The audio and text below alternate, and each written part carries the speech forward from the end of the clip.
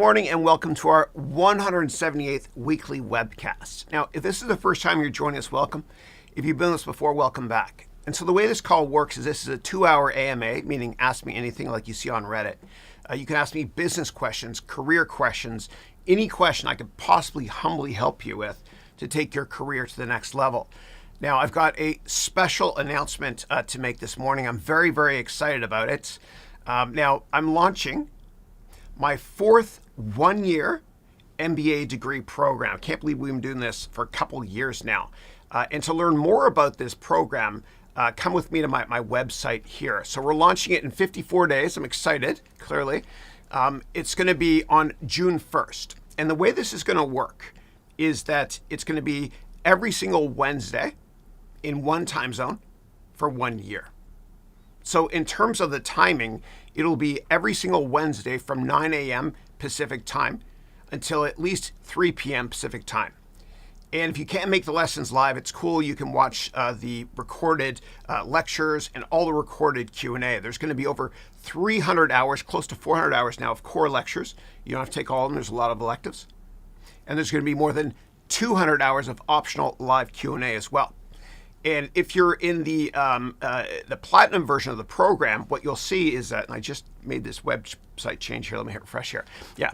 If you're in the platinum program, you'll get 3 hours of one-on-ones. Now, what's different about this class that starts June 1st, okay, and lasts 1 year again every Wednesday, is the class is going to be smaller, okay? And also, what I'm doing is I'm allowing everybody that signs up for the program that's either in gold or platinum, everybody that signs up this June 1st, and this is the last time I'm doing what I'm about to say, but everybody that signs up for June 1st for gold or platinum, not only will you be in that class, but you will also receive access for free forever to every future gold class. Okay, that means forever, plus all additional content I ever release. So the reason we're doing this is I've had a lot of demand for students that actually want to learn during the summer as well. Okay, so if you want to learn more about this, please come with me to my website. I'll wrap this up quickly and get to your questions, I promise you.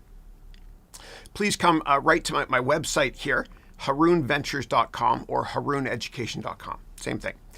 And you can click right here to learn more about it.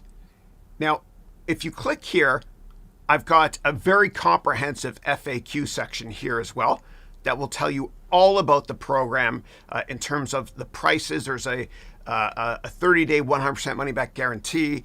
Also, you get $500 off if you buy gold. Okay, it's usually $14.99. And you get $1,000 off if you buy platinum. Again, this is going to be a much smaller class. I'll be able to dedicate a lot more time with my students in this one, and it's first come, first serve. Okay, so the special offer is here. You can read about it, the class schedule, all that great stuff. I've got a couple hours of office hours too with this class. You can watch a video here on the program.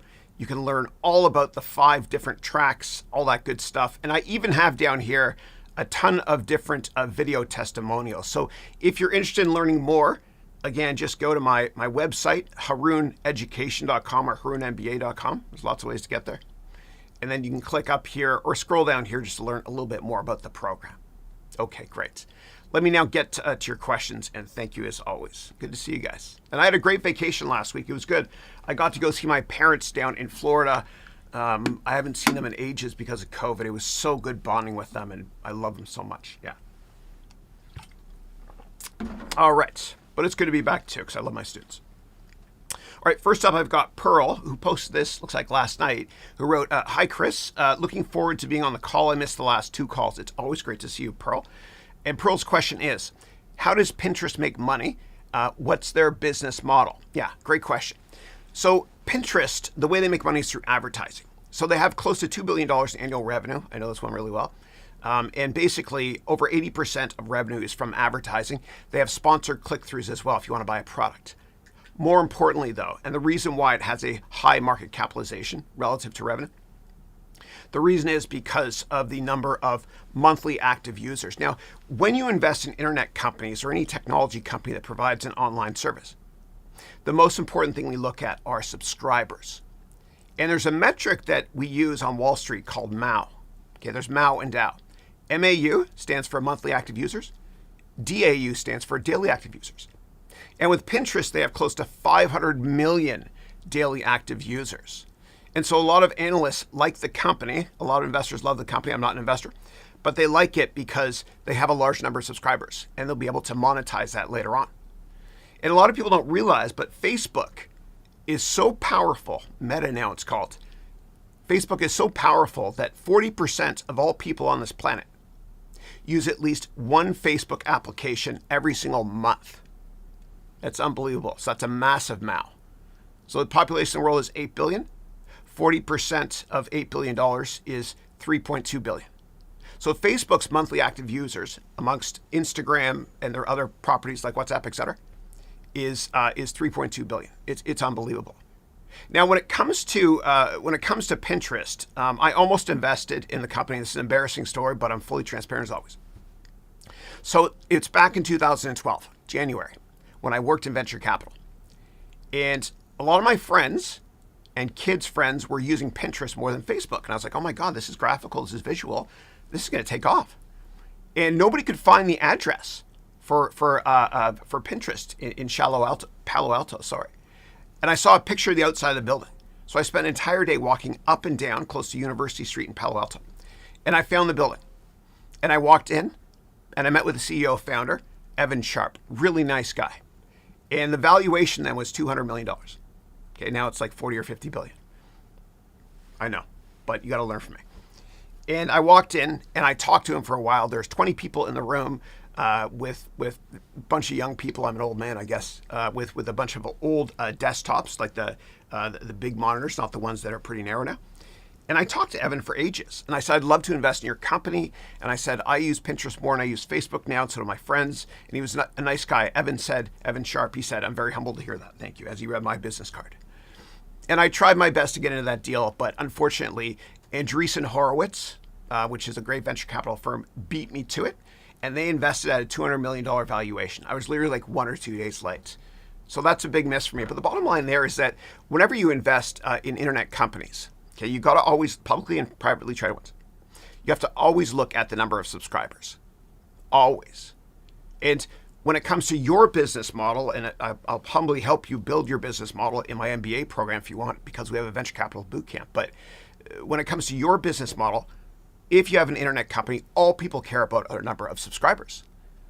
And so I remember many years ago, I think it was Evan Spiegel, the founder of Snapchat, was up here in the Valley. And he was trying to raise money for Snapchat years ago. And he approached a lot of venture capitalists, not me though. And he asked them to invest in his company. And he explained the business model. And all the venture capitalists were like, that's ridiculous. Why would I want to take they're old people like me? They said to Evan, why would I want to take pictures of my children and then have those pictures disappear? This Snapchat thing doesn't make sense. And so they all passed in the deal. A couple of years later, Evan came back to the founder Spiegel of Snapchat, came back to the Valley. And he said, remember me, I'm back, I'd like to raise money and do a Series B now. And the same venture capitalist asked him, well, how many subscribers do you have? And he said 6 million. And the venture capitalists were like, oh my God, that's the best business model ever. So the bottom line there is when you look at internet companies, you want to look first at the number of subscribers, MAU and DAU. And if you have additional questions, please let me know. And thank you as always. Okay. Next up, I've got Renveer, who wrote, hey, Chris, I hope you're doing well. Likewise, I'm always great. I hope you are as well. I wanted to pursue a CFA degree, and CFA stands for Certified Financial Analyst Designation. It's a better degree to have if you work in finance than an MBA, and I'll explain why in a second. I want to pursue a CFA degree, but it turns out I'll need a Bachelor of Science degree first. What are your thoughts on a Bachelor of Science in Economics and Finance, BSc? Yeah, 2/3 of BSc is BS. I mean, 2/3 of BSc is SC.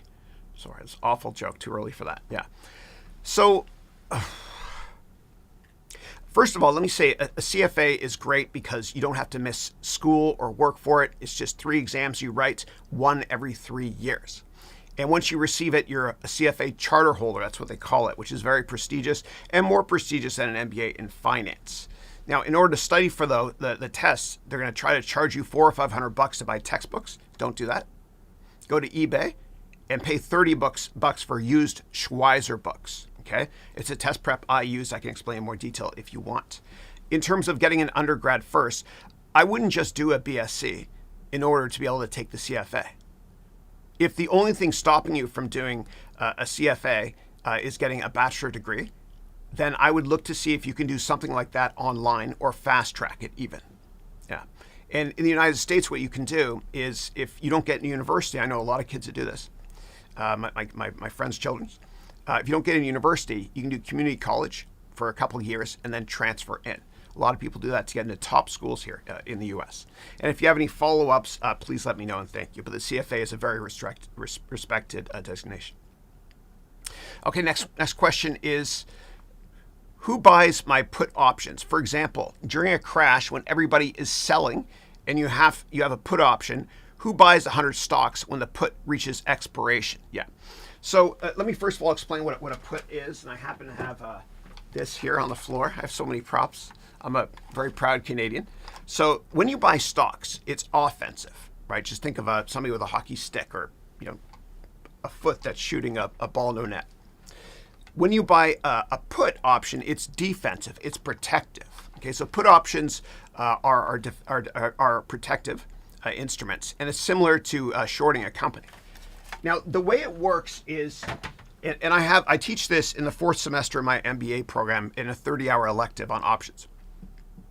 Now, the way it works is, if you want to buy a put or a call, somebody has to create it for you first. And the person that creates it is called an options market maker or an options writer or an options seller. It's all the same term. The bottom line is somebody underwrites it, kind of like an investment banker underwrites the Facebook IPO, or any IPO for that matter. And so once they underwrite it, then they sell it to you. Okay. Now, when you own that put, you have the right to be able to cash in and short 100 shares. Okay. Every single put you buy has 100 contracts. Yeah. So what happens is this. If you write the put, if you're the underwriter of the put, there is a small chance that you get randomly assigned to cover the other side of that position for you if you want to execute those 100 shares, right? It's a small chance. It's less than 10%, and it's random. It's randomly generated by the options clearing house. And if you have additional questions, let me know, please. And for those of you that want to experiment using options or stocks for that matter, the best way to do it is to go to Think or Swim. And I'm not sponsored by anybody, please. I never will be. I'm true to my students always. Yes, I've left money on the table. That's cool. So what you can do is you can download this program called Think or Swim. And it's made by TD Ameritrade. And it's a great Canadian company that operates here in the States. So when you download it, you can do live trading or paper. I always do paper when I'm teaching my students, obviously. Let me log in for you. Now, if you're in a country where you can't download this, you can get a VPN if you want to. If you don't get in trouble for that in whatever country people are in. And so once you log in here, and this looks exactly like a professional trading system that you see on Wall Street. Once you log in here, you can actually buy and sell puts, okay? And here I've got Coca-Cola up and running because that was a case study I was doing in one of my classes with my MBA students. But you can actually buy and sell puts here directly if you want to. Here's the options chain here, okay? So if I want to buy a put here, I can go buy, actually calls are there, buy a put here. I would go buy a put, a single put here, okay? So when I buy it, what happens is I'm going to confirm and send. And of course I do more research on this, right? The most I can lose here is $1.50. The most I can make is $40,000 if Tesla goes to zero, okay, which wouldn't happen. So when I click send here, okay, I just executed it. That's the sound, meaning that it's very pleasing sound. Actually, I now am a put holder. So what just happened there behind the scenes was somebody actually underwrote, like the bankers do, a trader underwrote that put for me. And so if I want to actually get out of this put, what I can do is I can actually sell it, right? Or what I can do is I can exercise it. Now, selling it just means I sell it back to somebody else that wants to buy the puts. Exercise means I want to short 100 shares at the strike price. So if I click here on execute, okay, confirm and send, see right here, I'm short selling 100 shares of Tesla. Okay. If I do that, then whoever, and this is all just a dummy data here, but if I click send there, what just happened was whoever wrote the other side of that put option, okay? The underwriter, so to speak, kind of like the investment banker, but for single stocks or options. Whoever underwrote it, there is a small probability that they're going to get randomly assigned. Okay, it's random assignment. Otherwise, nobody would ever sell puts. Please don't do that without practicing first a lot. In my MBA program in the 4th semester, in the finance vertical, that's FA44, Finance and Accounting Semester 4, class number 4. I discuss this in 30 hours with every tool and framework you need to start understanding how to use options. Yeah. Okay. Thank you. All right. Next up, Ray. Hey, Ray. Ray wrote, hey, Chris, how was your vacation? It was great. Thank you. It's good to be back. Yeah. As much as I love my parents and my family, my kids, Christine, I love my students. And every day when I wake up, to put myself into a peak mental state, I always thank God for these 10 things in this order. Andrew, Matthew, Dylan, my kids, right? He's going to university now. He's growing up fast. Andrew, Matthew, Dylan, Christine, my wife, my mom, my dad, my brother, Jamie, my sisters, Katie and Elizabeth, and you, my students. Thank you. Okay, so the question from Ray is, what is the difference between owning Bitcoin and owning a Bitcoin ETF? Any advantage for the ETF? Yeah. Whew, that's a tough one. Yeah. Okay, here's how it works. An ETF is like a stock. You buy a stock just like you do using a blotter like the one I just showed you, okay? So if you want to buy oil, for example, you don't have to go out and buy oil. You can buy an oil ETF. If you want to buy gold, you don't have to buy gold bars. You can buy GLD. That's the gold ETF. So you're paying cash for that. The same thing with Bitcoin. Okay, and any crypto ETF. What you're doing is you're paying cash, kind of like you're buying a stock, but you don't have to get a cryptocurrency wallet or use one of those complicated cryptocurrency exchanges to buy it. And if you have additional questions, please let me know, and thank you. Last thing I'll say about that is if you're going to buy any ETF, make sure that number one, the fees are low, meaning less than 0.5% per year. And number two, make sure it's liquid, meaning you can get in and out within an hour if need be, God forbid. Okay, next up, Ray wrote, what are the best sources for crypto news, but important stuff like weekly updates? Yeah, I think there's Coin Market Cap, which is good. I think that's the one I used before. Let me check it out. Hold on 1 second. Yeah. All right, so let's go here to Coin Market Cap. Yeah, this is the one I like to use here. Yeah.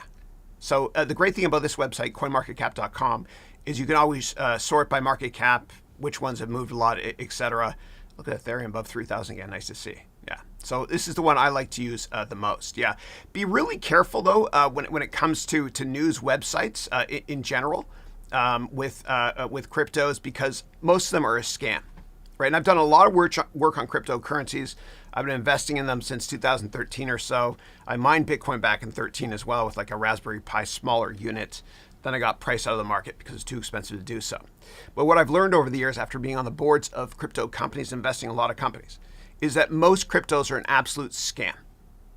Okay? Most cryptos are a scam. I've disabled comments on a lot of my YouTube videos with crypto videos because there are so many people scamming each other. And if you're curious about learning how I caught a scammer, and I got the police involved as well, but I did not press charges, you can always go to my website, which is harounventures.com, and do a search on scam. And I found this guy, and this basically has all of my different videos over the years. I've done 10,000 of these, confronting a crypto scammer.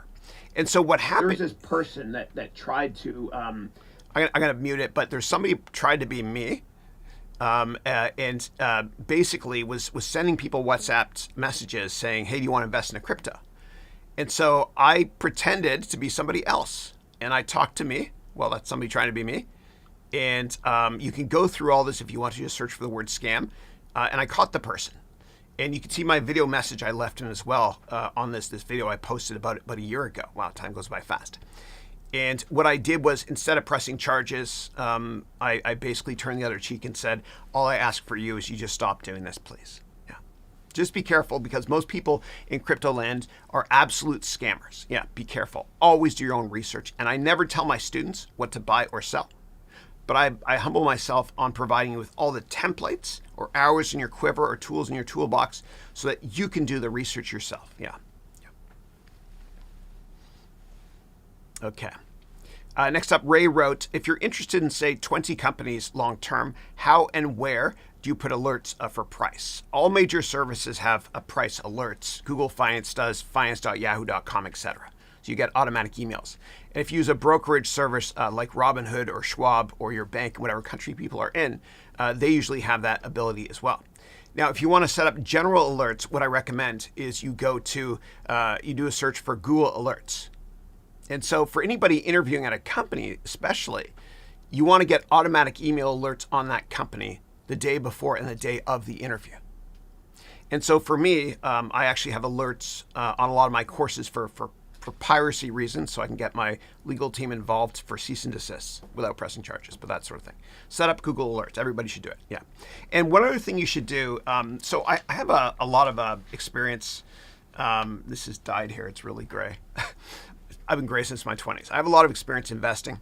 And one of the things I found is that it's interesting because the media gets a hall pass when it comes to insider information. It is what it is. The media can report a deal as long as they don't transact on it. And so what the media does when they report a deal is, from one company buying another one, they usually say this: according to people familiar with the matter, a company is buying another one, whatever. So what you can do is you can set up Google Alerts for whatever your company names are that you watch, and, in quotes, according to people familiar with the matter. And if there's ever any rumors of a deal from good sources like the New York Times Deal Book, or the FT's, the Financial Times Lex column, or the Wall Street Journal's Heard on the Street column, you will get those alerts. Again, you do a Google alert for the ticker name, plus according to people familiar with the matter. And if you have additional questions, let me know. Now, when it comes to trading options, if people hear about potential M&A and they invest in call options, they can get arrested. That's insider information. Ask me more details if you want to. Now, what happened was in January of this year, as we all know, Microsoft announced a $70 billion all-cash acquisition for Activision, ticker ATVI. And according to people familiar with the matter in the Wall Street Journal, you had a couple of billionaires that not only met with Bobby Kotick, the founder CEO of Activision, a day or two before the deal, but they also bought a ton of call options. Okay, and this is publicly disclosed, right? The Wall Street Journal reported it. Barry Diller from Interactive was caught doing that, and so was David Geffen, right, from Geffen Records. And I think he's a wonderful human being because he donated $1 gazillion to charity and UCLA's medical school, etc.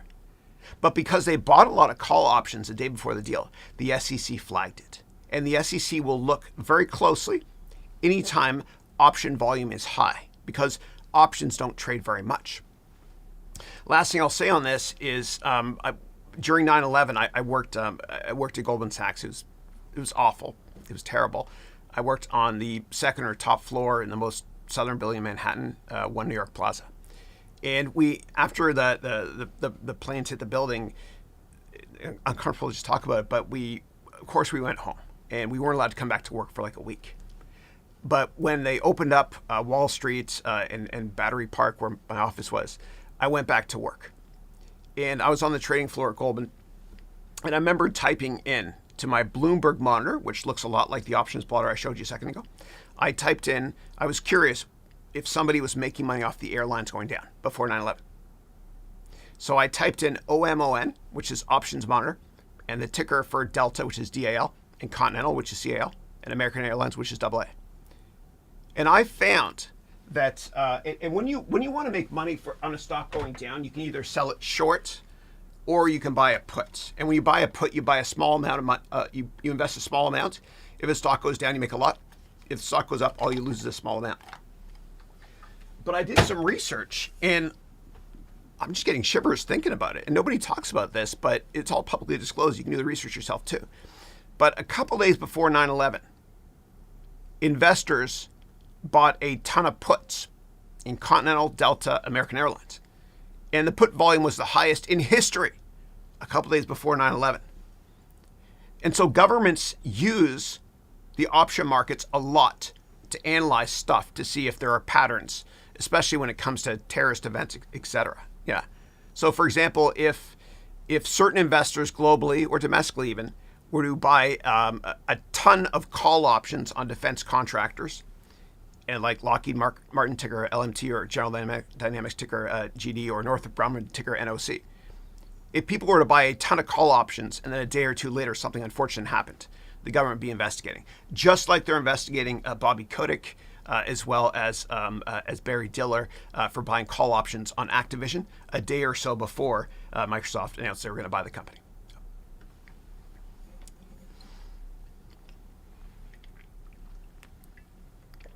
You're most welcome, Ray. Thanks for that comment. Next up, I got Peter. Hey, Peter is from Romania. He's 20. You're 20 now, right? I met you a year ago. You're 19. He's a big soccer fan as well. Great guy. So Peter wrote here, "Hi, Chris. Hope you had a great day." It's always great. Thank you. Can you tell us something about Lehman Brothers Bank and how did it go bankrupt and how other banks got saved? Thanks. Yeah, absolutely. So, and I know people that I'm a little bit too close to this story, but I'm going to be fully transparent as always with everything. So let's go back in time. It's 2002, 3, 4. I'm at Goldman Sachs working on the trading floor. And Goldman was amazing at equities, meaning stocks. But our biggest competitor in fixed income, meaning bonds, was Lehman Brothers. And they always beat us, right? They were amazing at it at fixed income, meaning debt instruments. And I mention that because it has a big part to do with why Lehman went belly up, okay? Not only did they take on too much debt, right? They levered up, but there's also hubris involved, okay? And so when I worked at Goldman, the CEO of Goldman Sachs was a very smart man named Hank Paulson. And the CEO of Lehman Brothers in the early 2000s was Dick Fuld.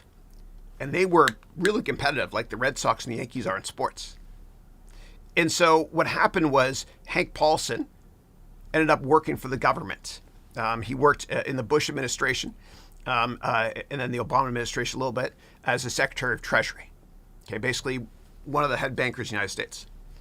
And in September of 2008, when we were within 24 hours of all bank machines globally not working, Hank Paulson called an emergency meeting in New York City. And at that meeting, he had the heads of all the major investment banks, right?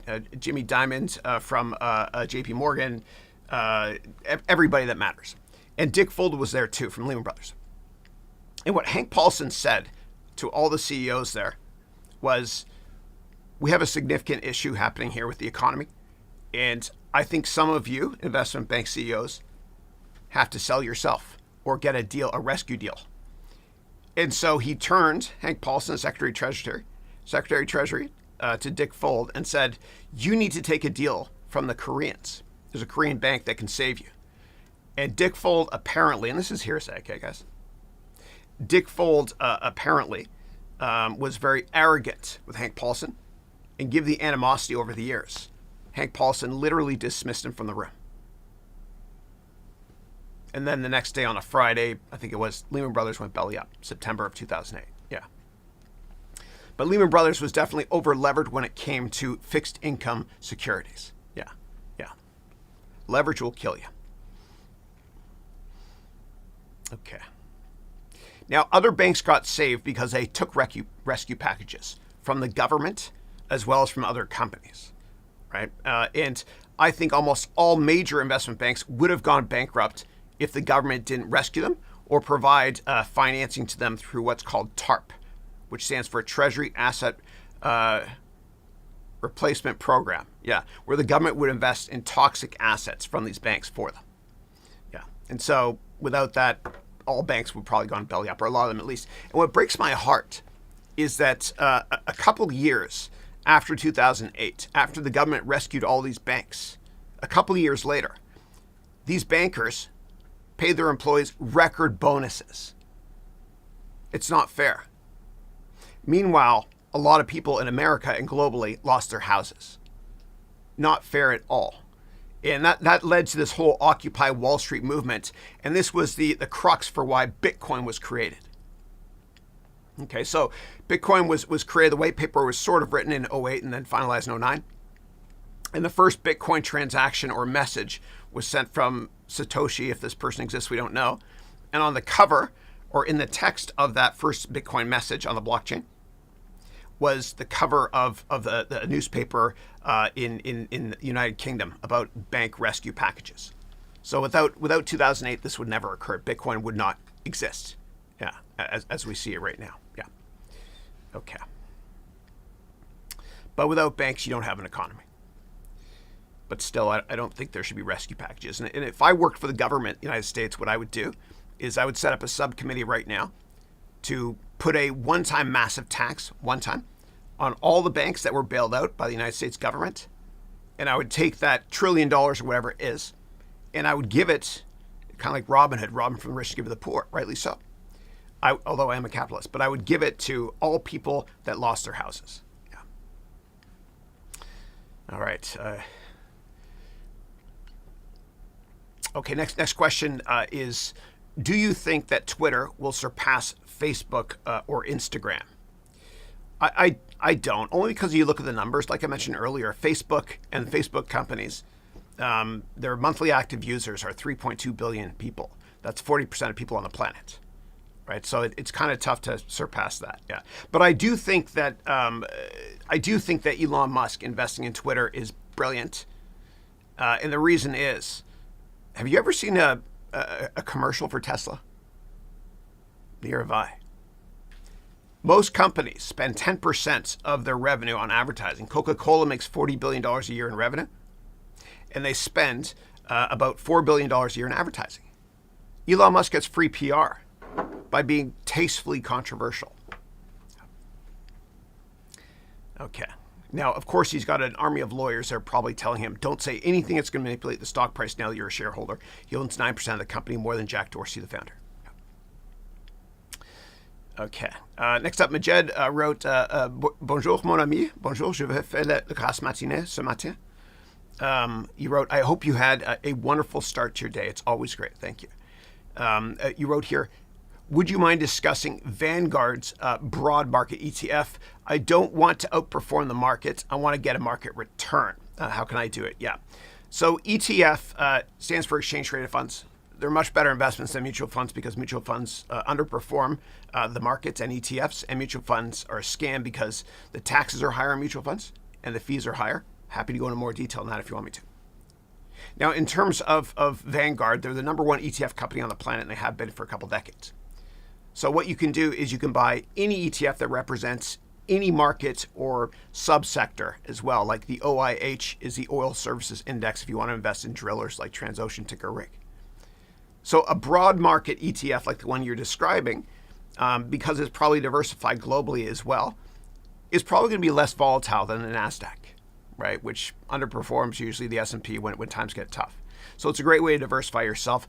Always do the research first, though, and always read the investment prospectus offering memorandum before investing. Now, last thing I'll say on that is you can always go to a great free website called etfdb.com, right? That's exchange traded fund database.com, etfdb.com, and type in any ETF and do a ton of research there. There's 6,000 ETFs on that website. I'm not sponsored by it, but I use it a lot. I love it. It's a great screening tool, too. Okay. Next up, Zoralina wrote, good morning, Chris. I hope you had a wonderful visit with your family last week. Thank you, Zoralina. Zoralina is one of my wonderful MBA students, and she's from France originally, but based in Ontario. And she has two cats that she's used on Zoom calls with me. One is called Mimi, and one was called Mumu, I think, right? Yeah. And I have a cat, too. Okay, the Financial Advisor Show wrote, hello, Chris and everyone. Hope you enjoyed your vacation. Thank you. It's great to be back. What are your thoughts on the Omniverse? Omniverse. Let me take a quick look here on that. Omniverse. Is this like the Metaverse? Oh, it's okay. It's NVIDIA's Omniverse platform. Yeah, I've not tried it out, but I do know that. Oh, very cool. Okay. Oh, cool. Okay, so it's 3D based, and it's probably an extension of the Metaverse longer term because the Metaverse is going to be virtual. Now, NVIDIA is probably one of the best investments on the planet if you want to invest in the Metaverse in general. All major companies are trying to be a part of this. This is Nintendo's early rendition of what they believe Web 3.0 or Metaverse will look like. But what happened is NVIDIA, because they make graphics chips, and graphics chips are a big component of anything virtual, their market cap surpassed Intel, ticker INTC. And this is unbelievable because Intel basically created the processor market. But one of the reasons I think NVIDIA has outperformed other semiconductor stocks is because the CEO founder is still there. I almost never invest in publicly traded companies if the CEO resigns, but I do make exceptions. Okay. All right, next up, Thomas. Hey, Thomas, how are you? Thomas, I think you sent me a message about joining the program in June. I'll respond to you shortly. Thanks. And I think you mentioned in your message to me that you took silver. And can I get a discount? Whatever you paid for silver, take off the full price of the next program. So if the next program, if you paid $1,000 for silver, and you want to buy a program like Platinum, which is listed at $24.99, you'll get $1,000 off of that. Yeah, but I'll look through my messages to get back to you as well. You wrote here, "Hi Chris, it's always heartwarming to see you again." Likewise. This is a 3-part comment. Great. So I want to upgrade from silver to gold. Okay, now this was you as well. And I don't read these ahead of time, I promise you that. So here's what you do.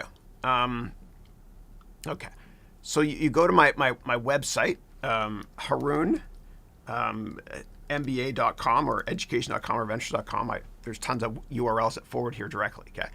And then what you can do is you can just scroll down here and read about the program here, and you can upgrade. So if you click here, you can learn more about the upgrade program in the FAQs, but I'll just tell you. So if you spent, and I'll use a different number now, if you spent $499 on the silver program, then you get $499 off the list price of the gold or platinum. Okay, so platinum usually goes for $24.99. Okay, so I would take $499 off. Okay, but it makes more sense to use this here because you're getting $1,000 off. Hopefully that makes sense. And the reason I don't do discounts on discounts is because it wouldn't be a profitable business at all. Yeah. And if you have additional questions, let me know. Would love to have you as part of the program. There's a 30-day, 100% money back guarantee. You got nothing to lose, everything to gain. Again, we start the next class on June 1st of this year. It's a 1-year class. It's going to be a smaller class as well. And you get the special offer of if you buy now. Oh my God, I sound like a used car salesman. If you buy now, but wait, there's more. If you buy now, what happens is you can come into the gold program this June, and every gold program forever. Again, it's going to be a smaller class. Yeah, it'll fill up quickly. Yeah. Okay, back to questions. So the second part of your question, 3-part question is, also, I want to continue learning during the next 2 months while waiting for the June 1st class to start. Will there be any recorded classes in gold to attend right away? I don't want to lose momentum. Yeah, absolutely. And I made a change as well. So let me show you how this is going to work. So if we go here to, let me see, I'll go down here to gold. Okay, my internet's kind of slow today. I apologize. But if we go here to gold, what I've done is I've added all the lessons as well, so you can get access to them right away. Okay, so if you scroll down here, past all the videos of the program and the FAQs, the student testimonials and video testimonials, oh my God, this is long, you'll see here the curriculum, okay? And in the curriculum here, which is very long, you'll see which days we cover which classes, okay? And I've actually put up all of them here as well, if you want to watch them instead of just doing them live with me for live Q&A. Okay, everything is here, including semester 3, class 3, which is the start of the Venture Capital Bootcamp. Everything is here with all the dates, okay? And it's endless. Now, in order to pass the MBA program, all you have to do is there's 100 classes, but because we're doing the 1-year program on Wednesdays, there's 2 classes per Wednesday. There's 100 classes, and after each class, there's like a 5-minute quiz. Really easy to do. That's all you need to take for homework, okay? And there's 100 classes. All you have to do is take half the quizzes and get over 50%.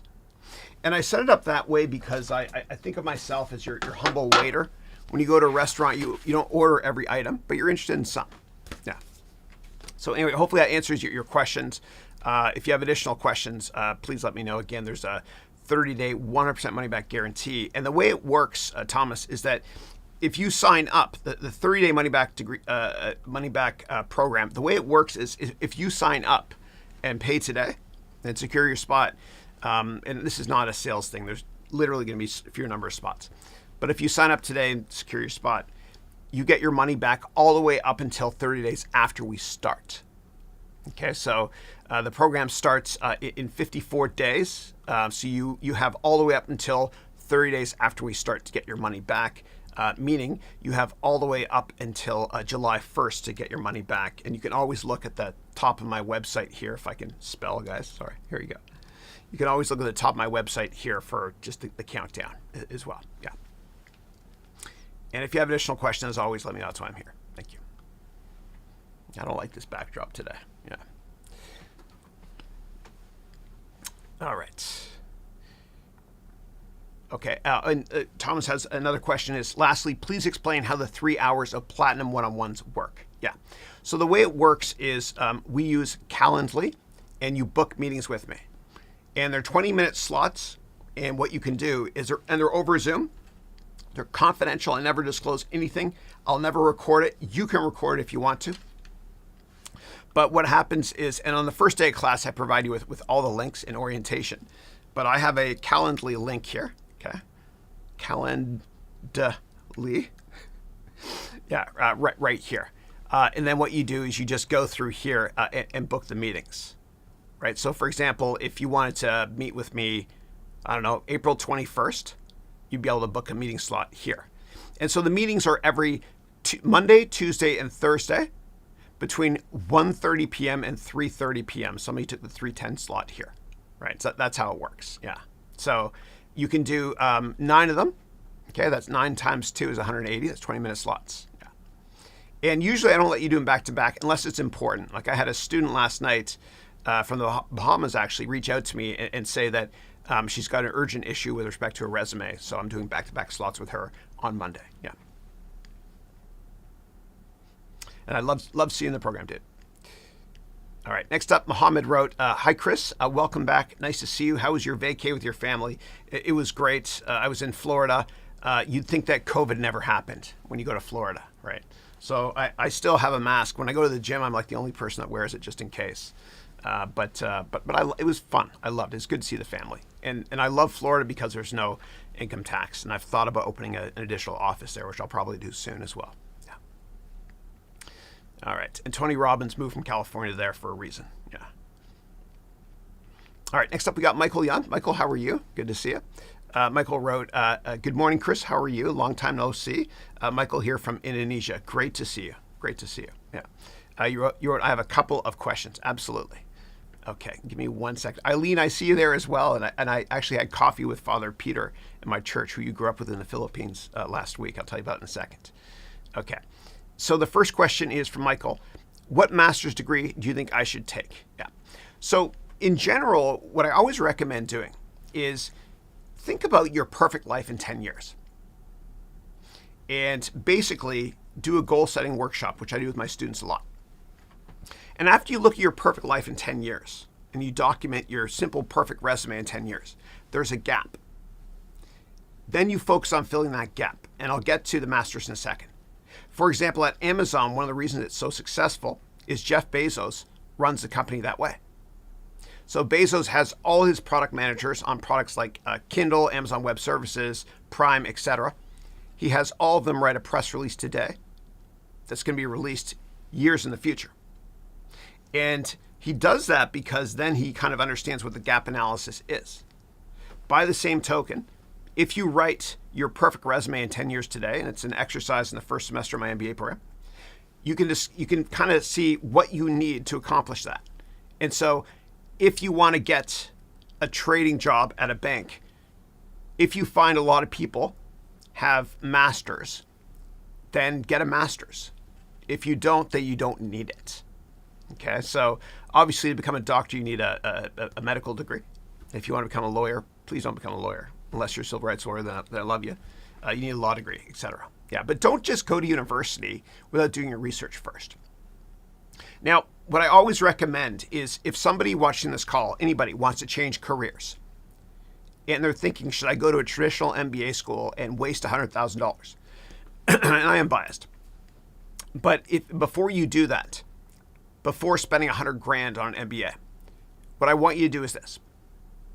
I want you to set up 100 meetings, Okay, networking meetings. And I teach you how to do this in my program, my MBA program. And in my MBA program, we have Ivy League graduates in it and people from top 10 schools that take the program and they humbly say it's better than the program they took. But I want you to set up 100 informational meetings. I'll teach you how to network in my program as well. And after you do those 100 informational meetings with people that work in an industry you want to get into, if you still can't get a job in that industry, then think about going and getting a traditional MBA. But while you do those 100 meetings, which are free for you, by the way, to do, think of every meeting as costing you $1,000. Because an MBA is $100,000 usually. Right? So it's 1,000 meetings times, or $1,000 times 100 meetings. Always do those networking meetings. If you find that you've tried everything and you set up 100 networking meetings and you still can't change careers, then consider going to university. Yeah. Okay.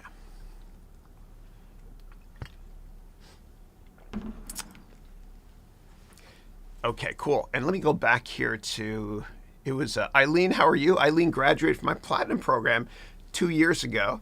I can't believe we're starting our 4th one now. It's unbelievable. Great to see you. Eileen's last name, get this, it's beautiful.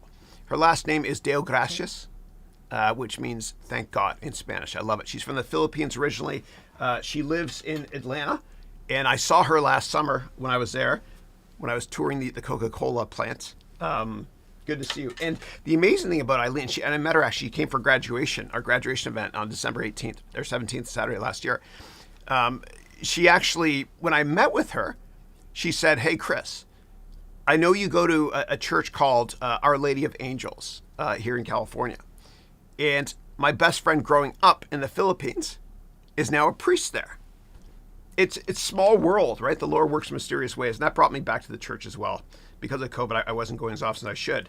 But I get texts, by the way, Eileen, all the time from Father Peter. He sends me just really, really cool stuff, and I'm helping him with his social media strategy.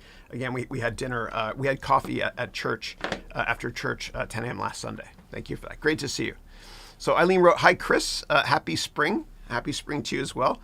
My son was considering taking business classes and coding classes with his engineering classes. And I thought of your Udemy courses.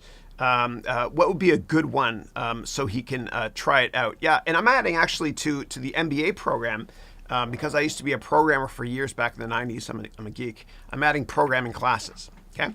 And I'm going to teach coding in a completely different way. I've got my 3D printer. I'm going to make it fun as well. This is a sub procedure, and this is an early rendition. I'm not very good at 3D printing yet.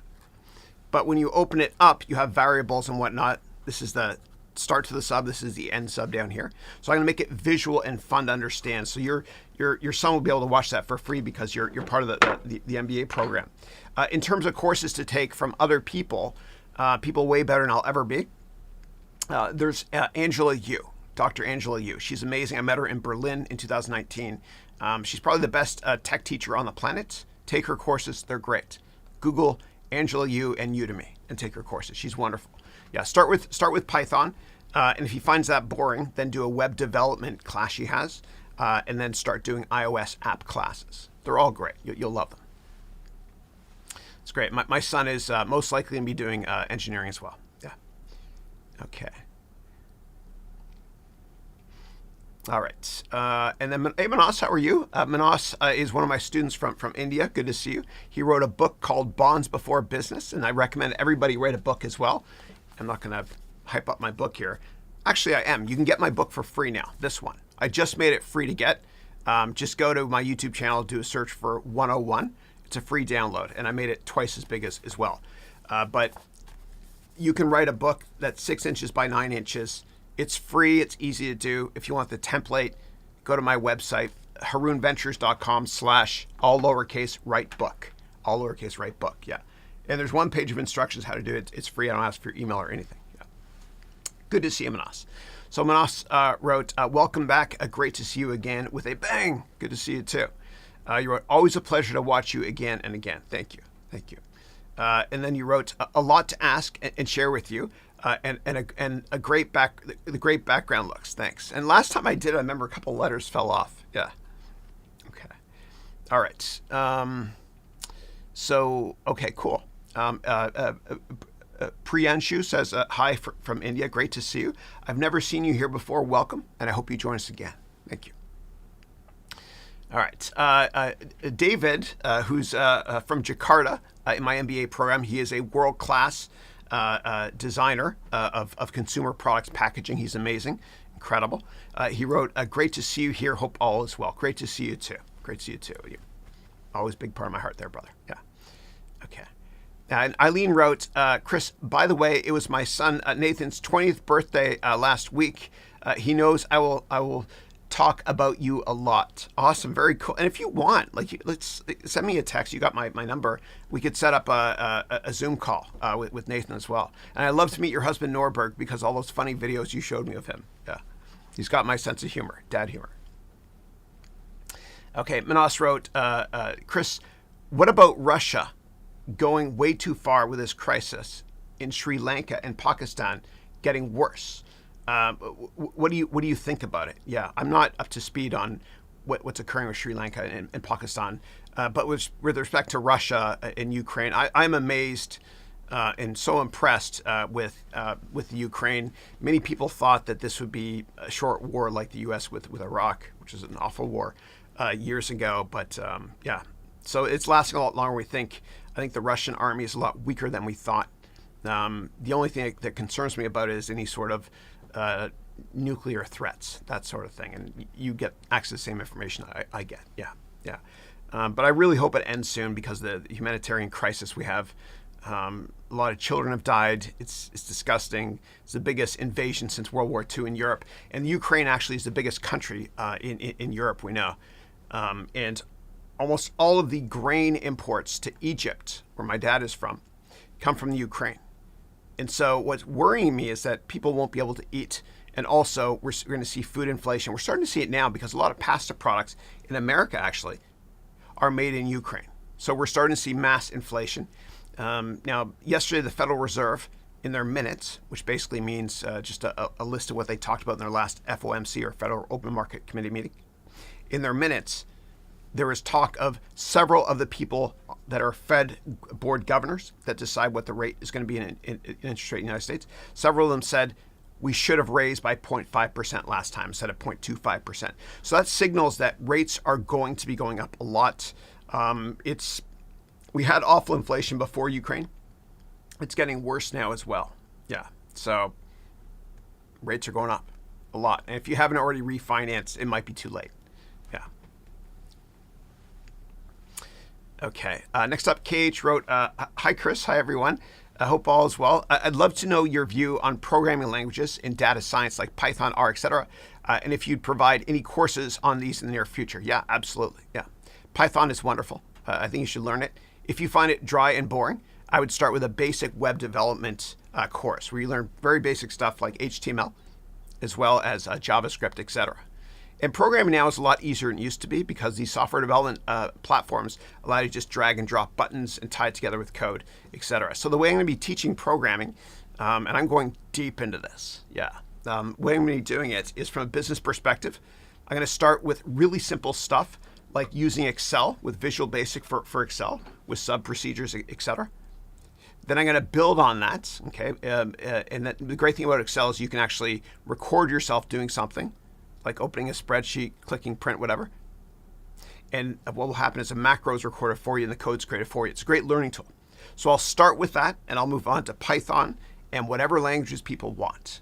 Yeah, I'm going deep, deep, deep into that.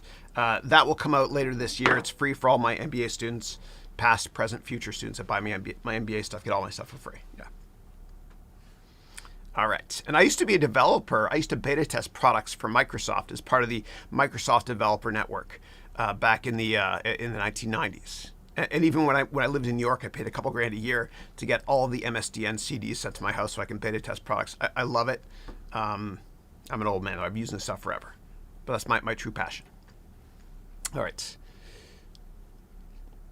Okay, next up, Miss T, how are you? Good to see you. That's Tanya from Toronto, and she's one of my platinum students in this year's MBA program, the third year program. Great to see you. Now, she works in the private equity market, and she's great. And I just want to say, just from me to you directly, that you're an incredible member of this class, and I appreciate everything you do, and you're so patient, all that stuff, too. And I'm with you, always. Okay. So you wrote, hi, Chris and everyone. I'm telling my boyfriend, a teacher, to check you out. Thank you. He was asking me why you don't use Google Classroom. Yeah. I don't know. I've never really played around with it. Yeah. It's kind of like I started using Zoom and Teachable first. So it's what I know. But yeah. And then you wrote, Chris, I love the MBA classes with you, and I tell everyone about you. Thank you so much, and God bless you. God bless you. Thank you. And thank you for being so patient with those other things too. Thank you. I appreciate you big time. Thank you. Okay. All right. Next up, Toe wrote here, if I mispronounce anyone's name, please let me know. And before I go to interviews or informational meetings, I should say, I always take a person's name and I do a search on YouTube on how do I pronounce it. Yeah. So the question is there any site where we can find free data for wholesale companies? Yeah. Provide me with a little bit more detail, please, about that. Now, if it's a publicly traded company, you might be able to call investor relations, and ask them. I've done that with McDonald's in the past. McDonald's, I asked them to send me tons of data from the 1960s with respect to the number of stores they had. Excuse me. And they sent it to me in 2007 because I was doing an analysis on, this will be a teachable moment, but I was doing an analysis on Chipotle years ago. This here is called Throat 37. Opera singers use it. Bono uses it too when you can't talk. It works. Watch this. Get this if you have a frog throat like I do before an interview. All right. There we go. It worked. See? It's amazing. I feel like I'm from the Truman Show. Remember that movie? That movie with Jim Carrey kind of forecasted the perversion of social media or extreme social media back in '98. It's brilliant. Check it out. The soundtrack is great too, especially the song Truman Sleeps. Okay. All right. Next up, Manas wrote, my mentor, Chris, please. I'm not trying to be political, but literally everyone is trying to remove Russia, I guess you wrote here, out of the United Nations General Assembly. Do you think that's possible with China in the scene? What are your thoughts? Yeah. So China's kind of been silent about all this as well. And, you know, as critical as I've been of Beijing from leaning way too far to the left perspective, they've kind of stayed out of geopolitical issues over the past couple decades, and I respect them for that. But I don't know. I don't know what the answer is. I don't know. Yeah. I think worst case scenario, if things get awful, what happens is Russia ends up just selling all their commodities directly to China. And you guys have known for the past couple of years in this webcast, I've been saying the whole world is moving more left-wing, more towards communism, which frightens me. Because when I was born in 1972, I'm old, Richard Nixon visited China, and the whole world was moving towards capitalism, freedom of the individual, which I love. And then, perestroika and glasnost, you saw the collapse of the Berlin Wall in '89, the peace dividends, communism was over. And now, after COVID, we're moving back this way. And it's not just China with too much security, with hundreds and hundreds of millions of cameras for facial detection, which is terrible. But it's also Russia going more left-wing, trying to reassemble the USSR. And it's also other places like Canada, right, where you had to have massive protests with truckers in Ottawa to say, give us back our rights. And I had so many students over the past couple of years, especially in 2020 during COVID. My platinum students, I'll never say which ones, but my platinum students would tell me it's awful. I go outside past curfew in my country and the police hit me with sticks. And so a lot of people are losing rights. And so I am all for peaceful protesting when it comes to getting our rights back. But unfortunately, what Russia is doing right now is kind of really signaling my worst case scenario, what I've been calling for a couple of years or thinking about, unfortunately, that the world is moving back towards communism. If you guys anybody lives in a country where you don't have the same rights you did before COVID, please call your member of parliament or your elected official, congressperson, whatever it is. Yeah. My favorite license plate on the planet is the license plate for the great state of New Hampshire, which says live free or die. Yeah. And America has extreme opinions, right? And I don't agree with a lot of the opinions, obviously. But I like the fact that you can express your opinion. And I think we need to do more of that globally if you live in a country where you're allowed to do that. Yeah. Okay.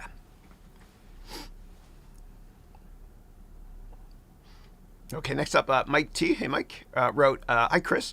What is your opinion about the video Ray Dalio made entitled Principles for Dealing with the Changing World Order?" Yeah, I checked it out. So for those who are not familiar with Ray Dalio, he started a company called Bridgewater, which is the largest hedge fund in the world. It's based in the great state of Connecticut. He wrote a book called Principles on how to manage people and stuff. And I'll just call a spade, as I'm not biased by anybody. I don't take any sponsorships, and I put my students first. He's an amazing money manager, okay? But the reality is, and I've had a bunch of friends that have worked for him, directly for him, and a couple levels below, it's a tough place to work because what happens is every single meeting is recorded. Every conversation, if you work at Bridgewater, is recorded. In person, the only place they're not recorded is the bathroom. It's true. And apparently, the turnover rate is close to 40% every year. It's a tough place to work. Now, in terms of Ray's prognostication with respect to some sort of new world order, he's been talking about that for a long time now. I think he's smart. He's way smarter than I am. But he's been talking about it for a long time. And the last thing I'll say about that is when it comes to economists, of which he's sort of one, but not really, he's better than that. But when it comes to economists, there's a famous saying that economists have successfully predicted 7 of the last 45 recessions. Yeah. Okay. And just remember, whenever you're investing, things are never as bad as they seem, and things are also not as good as they seem. Just be unemotional. Okay. All right, next up, Manas wrote, oh, you're talking to somebody else here. Okay. Okay, next up, Deal of the Day has her hand up. I like your icon. It's adorable. Wrote, "Hi, Chris. I want to ask your point of view that how is today's world scenario affect the extent of the market?" Yeah. So I would say with respect to geopolitical issues, the market hates uncertainty always. I would say that it's much, much worse, to state the obvious, now that Russia has invaded the Ukraine, because inflation was a big deal in the past, just given low interest rates and COVID. But now it's way, way worse because Russia controls the bulk of the oil and natural gas that goes into Europe. And Putin, a lot of people don't realize this, but Putin did his undergraduate degree in university on geology. And his thesis that he wrote, a big paper, was his thesis was back in the 70s or so, or maybe it was the 60s even, that he thinks the Soviet Union can be much more powerful if they control the world's commodities. And that's certainly one of the main reasons why he went to Crimea by the Baltic Sea, which is the south, of course, of Ukraine. And of course, he's invaded Ukraine, and I think he's probably thinking of invading other countries as well. Yeah. So it's deadly. It's deadly. Okay. Okay, and Eileen from Georgia wrote, "Chris, I'm on spring break staycation and watching your webcast on my Peloton. It's on my vacay to do." Awesome. Very cool. Very cool. Awesome. And I remember when I did calls with you, you got a similar setup to me, meaning you have a treadmill below your desk, and you also have an elliptical trainer. So you one-up me on this. Yeah. So what I do, and many of you know this, is I take close to 20,000 steps a day now. I'm taking a little bit less because I'm trying to put on muscle mass, which I lost because of a hurt shoulder. But I walk all day long. And because of this, and I'll do it at 6 miles an hour, which is the maximum speed, and I'll show you in a second. But I do this because I feel like I just woke up when I do this, and I'm fresh. And I can get 10 days worth of work done in a short amount of time. Now, I've got WD-40 here I have to put on, but I work all day long doing this. Yeah, let me turn that off. Yeah. Okay, and I'm getting a bit shiny here too. And by the way, anybody that does movies or has been on television, I've been interviewing television, whatever, somebody puts makeup on because of bright lights. So if anybody wants to learn how to do that, all you do is go to a drugstore. I didn't know this before, and my wife got me this brush from a place called Sephora. But go to a drugstore and ask somebody to help you because you have to match the color of your skin. I didn't know that. And this is just powder, right? You can't even see it, really. And all you do is you rub where it's shiny, right? And my nose is the biggest nose in history, so I have to buy 8 million of these things just to cover my fucking nose. Excuse me. But my nose is great when it comes to aerodynamic stuff. Like, I can beat everybody in skiing because, it's like aerodynamic. Yeah. Laugh at me, not with me. Always, please. Okay, next up, Manas wrote, the ruble is falling, but Russia has forced the EU to pay in ruble. Do you think it will support Russia and the ruble in general terms? Yeah. So what Putin's administration did was about 3 Mondays ago, he raised interest rates. They raised interest rates from 9.5% to 20% to stop people from, trying to sell the ruble. And it's against the law now for Russians to buy U.S. dollars. Yeah, or cryptos probably too. So yeah, the only way he can stop the ruble from crashing more is to get countries like Germany, etc., to buy all the natural resources from Russia in rubles. It's the only way, and that's why it's interesting, because countries that are natural resource rich, the value of their currency usually goes up a lot when China is buying a lot of commodities, and here's why. Let's go back in time to 2008, right before the Beijing Olympics. China was building out massive infrastructure for the 2008 Olympics to show the world what they have. Okay, in fact, every single year, China builds the equivalent electricity grid infrastructure of the United Kingdom. And so when China does that, they need oil. And so in order to get oil, what they have to do is they convert their currency, the yuan or renminbi. They buy Canadian dollars to buy Canadian oil. Okay, and after they buy Canadian dollars, then they can buy oil from Petro-Canada, etc. Now, when China buys more Canadian dollars, when they want to build more stuff, it drives the Canadian dollar up. And natural resources rich economies like Canada, Australia, and Brazil, their respective currencies, dollar, real, their respective currencies tend to go up a lot when China is buying more natural resources. And so I think the only thing that's going to save the ruble is if countries buy Russian oil and gas, natty gas, in rubles, or the Chinese government buys rubles to do that. And they say that Chinese communists are the smartest capitalists. That's a quote from Jim Cramer. I don't know if I believe it, but it is what it is. A lot of Chinese banks sold all their rubles about a month ago, which is, I love seeing that, because it's basically an indication that Beijing might not really support Moscow. All right, next question I've got is from Daniel. Hey, Daniel. Daniel wrote, Chris, hope you're doing well, likewise. In terms of picking technology companies to invest in, what is your top criteria? I highly appreciate your advice. Best. Thank you for that question. Yeah.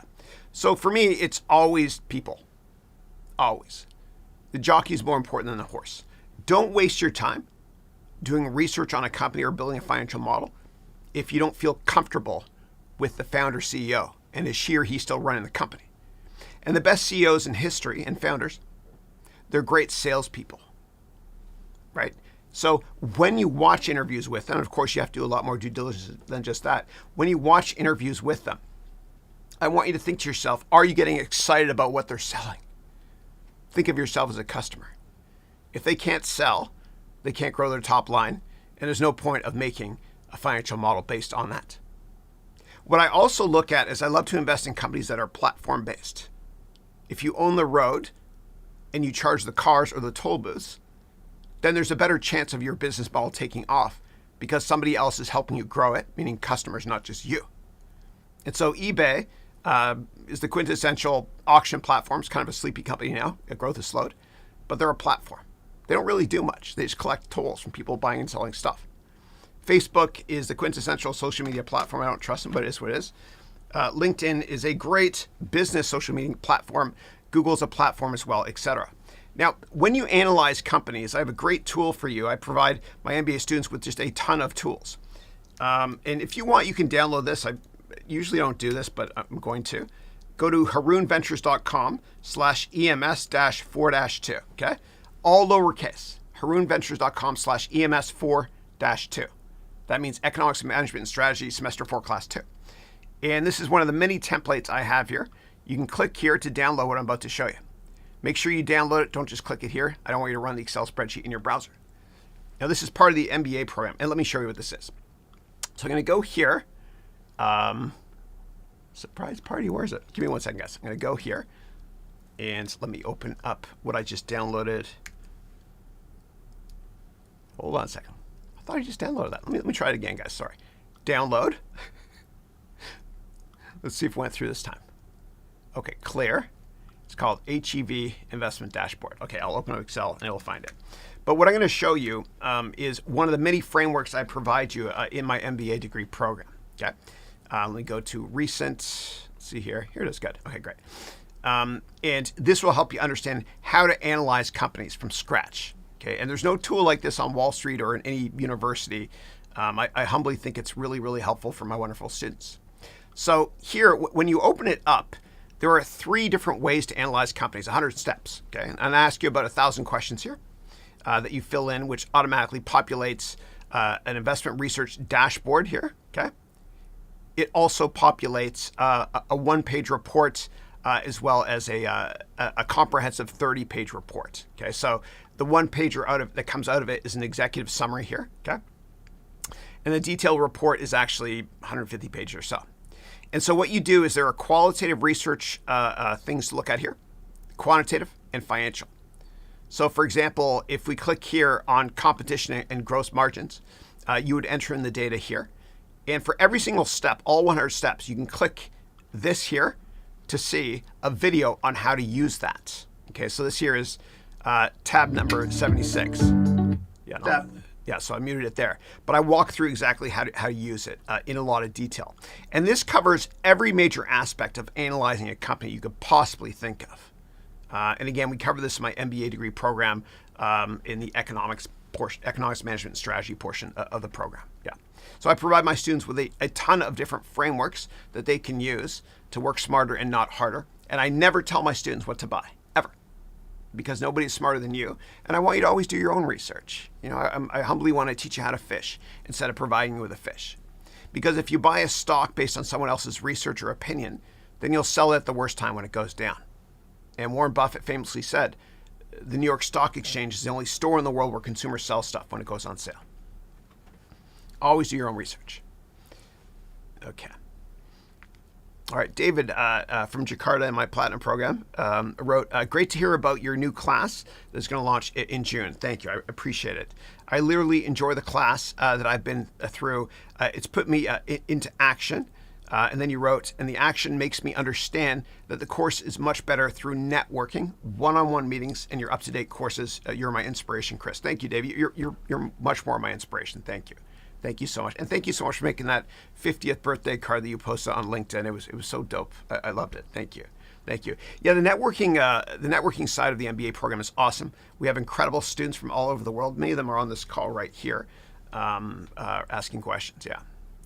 But we have students all over the world. I can't believe this is our 4th one-year program that we're launching now. It's surreal. Yeah. And it's only going to get better because I keep getting better and better students. All my students are great, though. Okay. Right. Next up, Manas wrote, if you had the power to bring back one personality who is dead in the present time, who would it be? It can be anyone from the past, present, and future.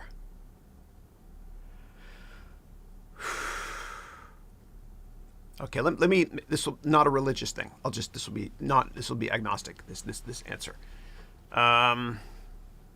Dead in the past. God, that's a tough question, but I love it because it makes me think. Thank you for this. Who would it be?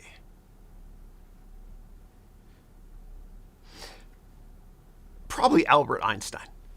Now I know he passed away when he was old, but he was such an incredible genius. That I think that the innovations that he could create in his prime could change the world. Yeah. And I don't understand E equals MC squared, but apparently it's an important thing. Yeah. Okay. Next question is from Renvir, who earlier on asked me about put options, and I explained using this blotter here. Okay. So I'll read your question here. Chris, if I buy the same put and call, won't I profit if the market goes in any direction? That's a great question. So what you're talking about there is a strategy called a straddle. Okay, and a straddle looks like this, and I'll buy it for you in a second, show you what it means. So if I buy a put, just a put, okay, and the stock goes down, I make money. If I buy a call and the stock goes up, I make money. If I buy a put and a call, if the stock goes up a little bit, I lose a little bit of money. If the stock goes down a little bit, I lose a bit of money. But if the stock goes up tons, my chin over here, or down tons over here, I don't lose any more money than the peaks of these curves. And the way it looks like it is this here. So you go buy, okay, and you can buy what is called a straddle right here, okay. And so right here, what's happening is with Tesla, for example, and this is live data, but this is a simulated trading, okay. With Tesla, I'd be buying a call and a put, okay, and the strike price is 575. And what that means is if the stock stays right at 575, I don't really lose much money. If it goes down a lot or up a lot, I'm protected. Okay, so I'll go here, confirm and send. And right here, the max I can lose is it says here 45K. Max profit is infinite. That doesn't make sense. Oh, it's because I had this here as well. Yeah, it's because I've got 2 orders here in the blotter. Yeah, but this will protect my capital here. And I used to do that when I worked at hedge funds for a couple of reasons. And I'll explain that as well. And please don't do that unless you've fully researched how to do this in practice for at least 6 months using my course materials, my MBA. But what I used to do when I worked in hedge funds and my hedge fund is I would have a big position in a company. And I didn't want people to know that I sold the shares. Because every 3 months you have to report to the SEC what you own and don't own. So I would sell my shares, but I wanted people to believe I still own them. And so I would protect using a straddle, okay? And there's 35 option strategies I talk about in my MBA degree program in the 4th semester in an elective called FA44, Finance and Accounting Semester 4, class number 4. I explain these in a lot more detail, including a married put, which kind of protects you if you own a stock and it goes down a lot. And a lot of people that own a lot of shares in a company and they don't want to sell for tax reasons or whatever reasons, they can buy a put to protect you. It's called a protected put or a married put, same thing, to protect you in case a stock goes down. The most you can lose is this amount. And if the stock goes down a lot, you're basically, your loss is capped. So a lot of people will do that, yeah. All right, Andre, who's in my MBA program, good to see you. Good morning to you too. And you wrote, I love your background. Thank you. Thank you. I couldn't get the lights accurate. One of them is a higher Kelvin, the other is a lower. Yeah. Okay, but you know, as Pablo Picasso said, if you strive for perfection, you'll never reach it. Yeah, good to see you, buddy. Okay, next up, Manas wrote, what do you think about the Metaverse coins and Metaverse investments like Mana and Axie? You said that the Google of crypto is yet to be made. So I do believe that there's no Google of crypto yet. I believe that all the cryptos that are out there right now are kind of like the rudimentary search engines in the early internet days of Internet 1.0. Like, for example, Yahoo, Alta Vista, Lycos, etc. So before 98, search engines kind of sucked. And then Google, towards the end of 98, was released. I don't believe there's the Google of cryptos out there yet. I'm still looking. I thought it was Ethereum. I still own Ethereum, and I've mined it for ages. I stopped mining a couple months ago. But the problem with Ethereum is that, and I love it, okay, and I'm bullish and I'll own it forever. The problem with Ethereum, making it a 9 out of 10 instead of a 10 out of 10 investment, is yes, they own the platform, and yes, most NFTs and ICOs are done on Ethereum. But the problem is there's no limit in terms of the number of cryptocurrencies that can exist for Ethereum. The crypto there is called Ether. It's infinite. Yeah. So the Google of crypto is not out there yet. I'm still looking. Yeah. In terms of the Metaverse, if you want, go to my website and you can do a search on Metaverse. I've done a lot of Metaverse videos in the past. So you go here to HarounEducation.com and at the top you can type up Metaverse. Okay. And I did a bunch of interviews with people here as well. Yeah, NFTs, all that stuff as well. Yeah. So anyway, check that out if you want to. In terms of Mana, ticker MANA, crypto-wise, I've not done enough research on it to even give a neutral or biased opinion. Yeah. Okay. And in terms of Axie, what you want to do is reach out to one of my graduates from the program, Peyton Kalawahea, from a year ago, and ask him. He's great. Yeah. Okay, and then you wrote, I watched a tutorial on how a 3D printer works. It's damn too much work. How do you manually do that? Thanks. Yeah. So the 3D printer I have right now, it's an Ender 3. It's the cheapest one you can get it for $170. It's open source based. And the reason why you can buy a cheap printer like that is because it doesn't come assembled. It takes you like an hour to assemble it. Yeah. But it's hard, man. I tell you, 3D printing, it's not like just like printing regularly. Like it's really tough. Like I've done multiple renditions of this stuff here. And in order to do it cost effectively, you have to make most of it hollow because the materials are expensive. It's like $28 for a big spindle. Yeah. And it takes, like, the misconception also is this took like 9 hours to print this thing. And so next time when I print my backdrop, I'm not going to make them thick like that because of the shadows. So what I've started doing is I've started printing them much more narrow. Okay, and I've used these for props. And this here was a prop I used. Speaking of Metaverse, I was talking about the Metaverse and how Goldman Sachs is predicting that the Metaverse is going to be bigger than the size of the Japanese and German economy combined, meaning $8 trillion. Yeah, but I made them thin so it would print faster. Yeah, and I use a magic marker for that. Yeah. All right. Okay, next up, Ryan wrote, is Seeking Alpha a great tool for analyzing a stock? There's a lot of websites that will do the same thing, like allow you to screen based on valuation, et cetera, or growth metrics. When it comes to Seeking Alpha, please don't rely, and it's not their fault, but don't rely on any analyst comments on there at all. You know, there's a Yahoo premium service where you can pay more to get analyst opinions. I want you to always do the research yourself because everybody else is biased. Even these sell-side analysts, when they go on television and tell you what stocks to buy, although there's a Chinese wall that divides investment banking and research, there's still a bias. Because they won't say really negative things about big companies like Microsoft, because then they won't get Microsoft as a client. Microsoft does M&A. The bottom line is always do your own research. Nobody is smarter than you. And I provide you with all the tools you need to do research on any type of investment in my MBA degree program. Okay, next up, Manas wrote, thank you for everything, my dear mentor. You're most welcome. Chris, please. Your vlog yesterday had a little flaw in the video. Went on for a minute long and the voice ended. Have a look, but everything was awesome. Thanks for everything. Thanks. I'll tell my team that. Thanks. Actually, I'm not going to. The guy that does my vlogs, he's amazing. He's had a personal thing and I love him. I'm not going to contact him on that. Yeah, thanks. Okay. And then he wrote, thank you, my mentor. God bless you and your family and friends forever. You too, much more so. Okay. And you wrote, I'm meeting David from Jakarta, my MBA student. And you're okay, great, excellent. So Manas is from India, and Jakarta pardon me, and David is from Jakarta. I hope the call goes well. He's inspiring. Thank you. Thank you for the emojis too. Okay. So next up, Priyanshu asked, how do I get basic finance economics knowledge for free? Oh, really easy. I'll show you.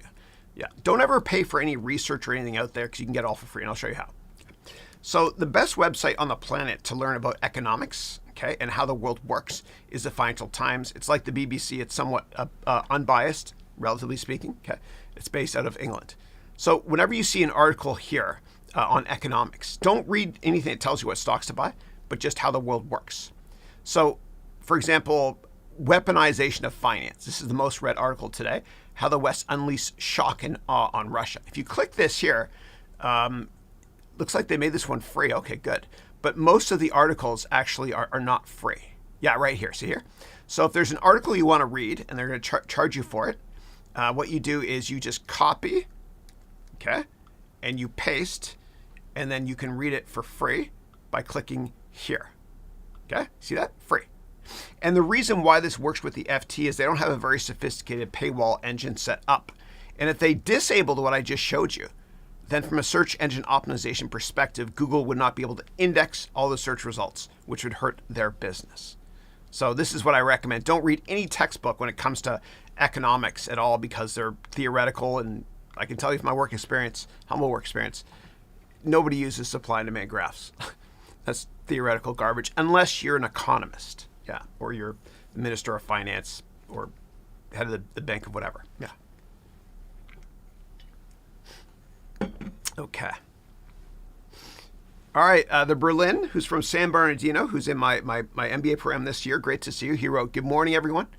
Hope everyone is doing great this week. And then in caps, he wrote, let's get it, let's go. I love it. I love it. And when you surround yourself with positive people, like-minded people, it just feeds on itself. We're all in a better mood. We accomplish more together. Yeah. And the culture of my MBA students is incredible. I love my students. Okay, Renvir wrote, Chris, why doesn't everyone trade options? Yeah, because they're very, very complicated. Very complicated. And because there can be an infinite loss if you invest the wrong way. Okay? So if you buy a stock, the most you can lose is if the stock goes to zero. But if you write an option, meaning you sell an option without doing research, you can lose an infinite amount of money. Very dangerous. And they're complicated too. But in the 4th semester of my MBA program, I teach you options from scratch in a lot more detail too. Okay. And the Berlin wrote, Chris, nice background. You pop more. Interesting. Okay, great. Thank you. I was thinking of not doing it because I always thought I liked blue. But I'll do this next time. Okay, great. Thanks for the feedback. Great thing about this is I get feedback in real time. Also, when I look at the concurrent viewers here, if I ramble on a question or if I go off topic, I see immediately people drop off. It's like a game. It's fun. It's real-time feedback. Yeah, thank you for that. Okay, Hisham, how are you? Good to see you. Hisham wrote, good morning, Chris. Hope all is well. I hope you had a relaxing time with your parents in Florida. I did, thank you. And Hisham was actually in my class at one of the universities I taught during the evenings, and I hired him, worked with me for a while, and now he works at Amazon. He's a great guy. And he went back to Pakistan from the United States to spend time with family recently and do charity stuff, and I love you. Okay, you wrote, I had a quick question. Do you recommend working with financial advisors? Somebody reached out to me offering to consolidate my retirement savings program, which in America is called 401k, and my IRA, which is another retirement savings account. I'm not sure what to make of it. Thanks. Yeah. And then you wrote, also, I'd be interested in one of your MBA subscriptions. Thank you. Thank you. If you're interested, just go to harounmba.com and check it out. There's limited space, but I'd love to have you with us. Thanks. Okay. So the way it works with money management is as follows. All big investment banks like Goldman Sachs, Morgan Stanley, et cetera, UBS, they all have a division called private wealth management. And what they do is they will charge you a 1% fee every year to manage money for you. And it's based on the assets you give them. So if you give them $1 million, they'll charge you 10 grand per year. And I know it seems like a lot, it's ridiculous. However, really wealthy people, they're interested in, number one, preserving capital, number two, making money. And a lot of times these high-priced money managers can actually save you money in taxes. And they provide you with world-class accountants, tax lawyers, etc., which justifies a 1% fee if you don't have time to actively manage your money yourself. Yeah. So with respect to whoever's reaching out to you, I would do deep research on them to find out if they're a legit company or not, obviously. If you want, you can tell me the company name here and I'll do research with you in real time. But do a ton of research there. Yeah. Because what happens is as you go from one company to the next, you have a retirement program at every company if you choose to be a part of it. And it gets complicated trying to roll them all together if you work at lots of different companies. This firm might be able to help you, but do a lot of research first, please. Now, the most important thing that we can all do when we make money is, if we can do it, if we have the budget for it, every paycheck you get, make sure that a certain amount of money is taken out, so it's out of sight, out of mind, and put into your retirement savings program. It's free money from the government. How does it work? Well, every country has a retirement savings program. They're called different things. In the United States, it's called 401k. In Canada, it's called RRSP. In other countries, it's called something different. So if you don't know the name of your retirement savings program, do a search on what is the 401k equivalent in my country name. And the way it works is you can take a certain amount of money, 20,000 or whatever it is in the US now. Every year you can take about a certain amount of money and you can put into a special account and buy stocks and other assets, okay? And if you make a lot of money and you sell those stocks, you don't pay taxes. So it grows a lot. And when you're older, when you want to take the money out to retire, then you pay tax. But so what? It's a much bigger number. So it's a great deal. It's free money. Everybody has to do it, please. Now, there's different types of retirement accounts too. Like in the United States, you mentioned IRA.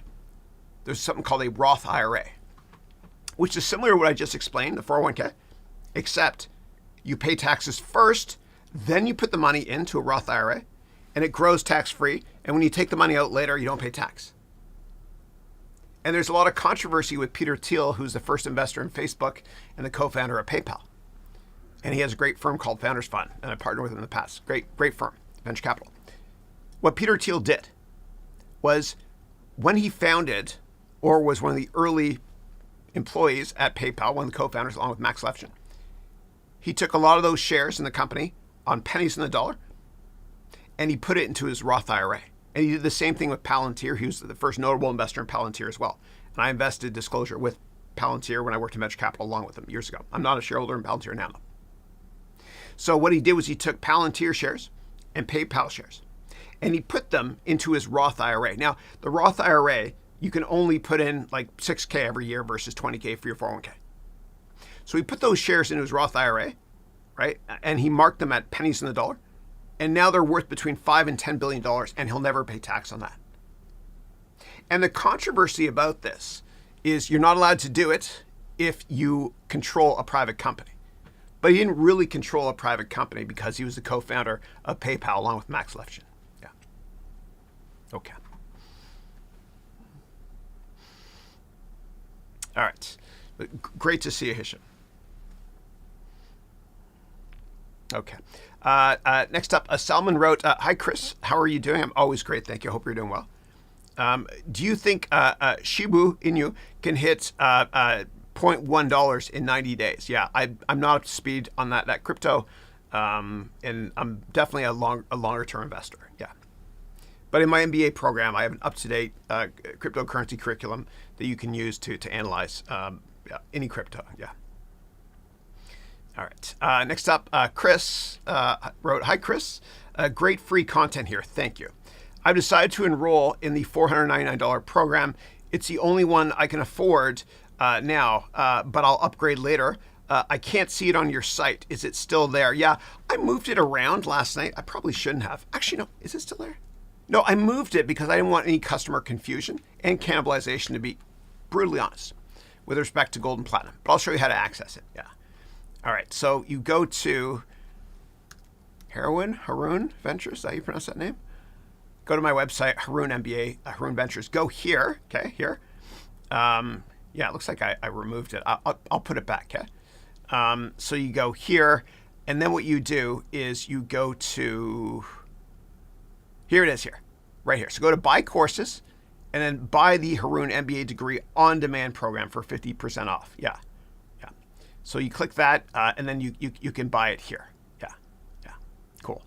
And if that doesn't work, let me know. You can always email support@harounventures.com or ask me like you are right now on this webcast. Now, if anybody wants me to show you how I edit my website, all this stuff I made myself, including this, it's just a little plugin. If anybody wants me to, I can show you right now, but I'll wait till you ask because I want to hear the customers. Yeah. And if you say yes, I'll edit and put that back on my website in real time here, just to show you. Okay. All right. And I am a nerd. I am a techie, guys. Yeah. Okay. All right. Next up, we've got Daniel who wrote, "Good morning, Chris. Good morning. Have you ever worked with a product design firm?" Sort of. I'll get to this in a second. You wrote, "Since Johnny Ives is not available to me, do any of these firms look like a good substitute, like 219 Design, Black 9 Design, and Gaudi?" Yeah.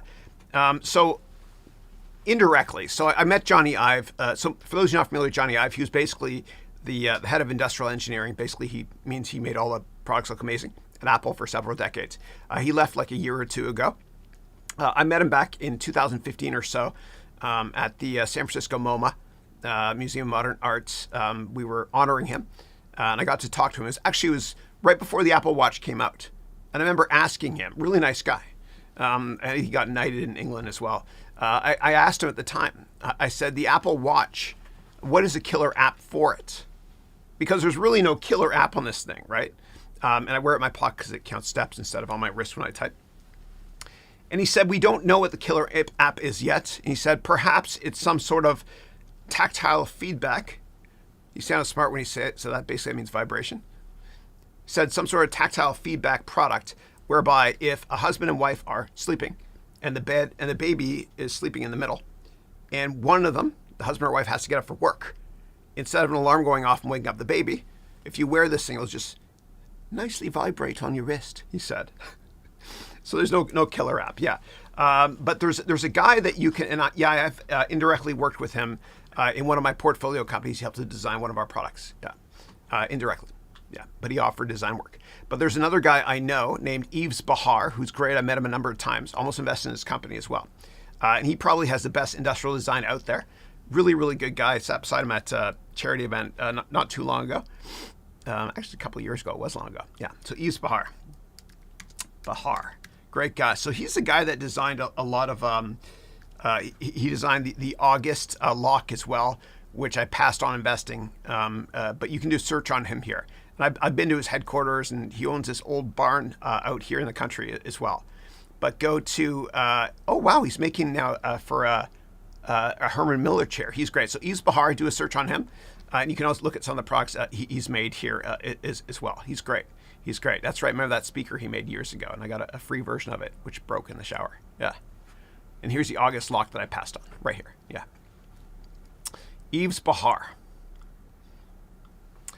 All right. All right. Next up, Eileen. And Eileen, as I mentioned before, graduated from my Platinum program in our first year. She started back in 2019 with me. She's amazing. And she was analyzing one of the companies that she bought using one of my templates. And I always tease you about this. I have to. But one of the companies that she bought, she did due diligence on it and research after she bought it and found out that her company owns a horse. So I always joke with Eileen, Eileen, I own a horse. And she gave me this little horse thing as well that I've got on my shelf here somewhere when I met her here in person. Good to see you. Sorry to tease you about that, but it's a funny story. And you inspire me. So Eileen wrote, Chris, so glad to hear you got together with Father Peter. And you wrote Petrus. Yeah. Yeah. And Peter is actually, like in French, it's Pierre, which means rock, which is very biblical. Yeah. You wrote, by the way, he baptized both Nathan and Hannah. Oh, your kids. I didn't know that. And officiated my sister's weddings. Very cool. Very cool. That's how close we are. Very cool. It's killing me. I have to say something because you're my sister. You said sister's weddings. Does that mean like the first time she got married, the second, the third, and the fourth? Because the Catholic Church doesn't do that. I'm totally kidding. I love you. I had to tease you that way. Yeah. But Father Peter, or Petra, as you mentioned, he's great. He's great. And he's a famous photographer too out here. You can go to his Instagram profile. He's amazing. Yeah. Thank you. Okay.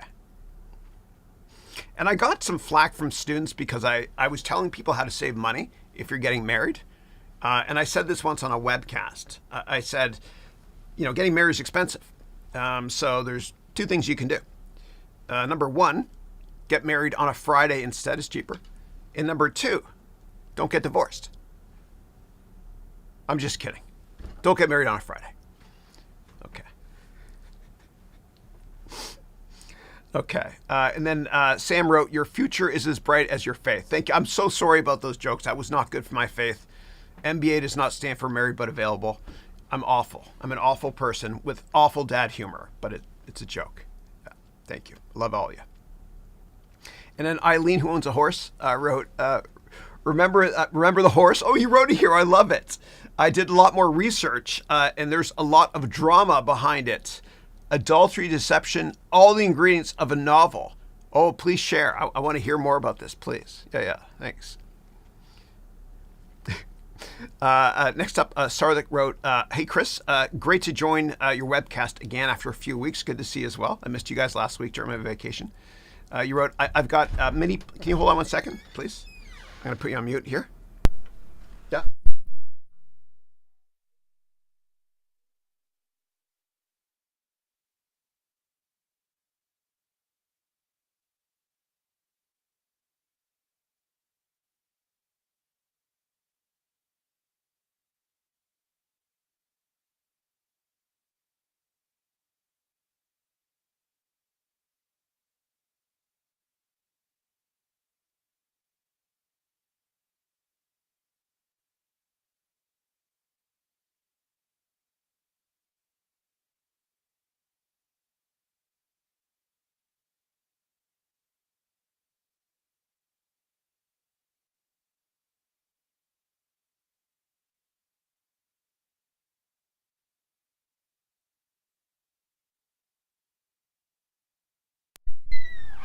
Okay, guys, I'm so sorry about that. I've got a family emergency. Nothing too severe, but I got to be there for my family. So I'm going to wrap this up right now. Check out my MBA program if you get a chance. Again, just go to my website. You guys got it. But I'll see you guys all next class. If you guys are in my silver MBA program, I might be a bit late. I might have to cancel the call we have at 10 a.m. today. I think this is a minor issue, but I got to put family first here. Okay. All right. Thanks, guys. Have a great weekend, and I'll talk to you soon. God bless you all. And I'm so sorry for not answering all your questions. Copy them and ask me again later. There's a bunch more there. All right. Thanks, guys. Take care. Thanks.